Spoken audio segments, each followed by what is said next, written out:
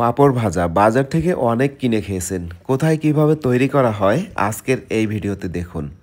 প্রথমে পাঁপড়ের খামির তৈরি করা হচ্ছে, এরপরেই তৈরি হবে পাঁপড়। তো ভিডিওটি শেষ পর্যন্ত দেখতে থাকুন।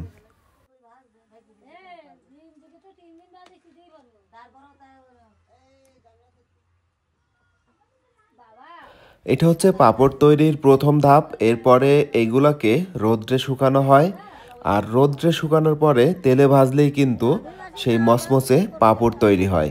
রোদ্রে শুকানো থেকে শুরু করে তেলে ভাজা পর্যন্ত সম্পূর্ণ প্রসেস আজকের এই ভিডিওতে দেখাবো।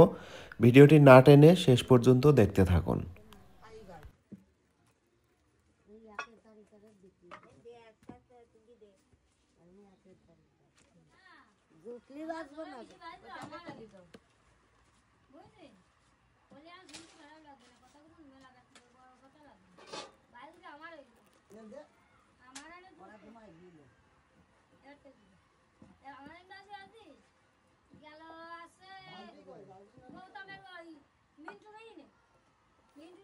এটা শুকাইতে কয়দিন লাগে?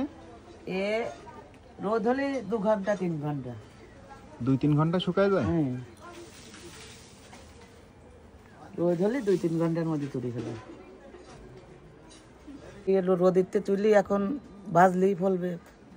এই রোদে শুকানোর পরে এবার তেলে ভাজলেই খাওয়া যাবে।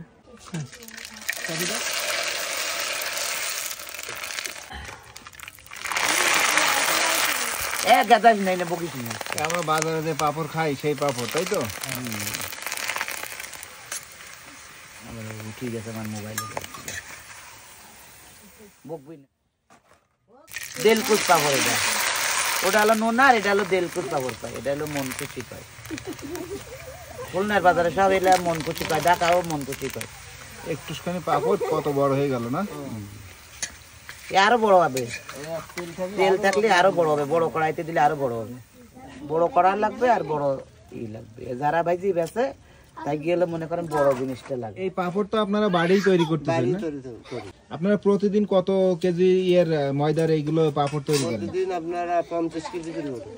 তো আপনাদের এই পাঁপড়গুলা কি বাজারে যে পাঁপড়গুলো আমরা খাই তার সাথে সুস্বাদু হবে নাকি?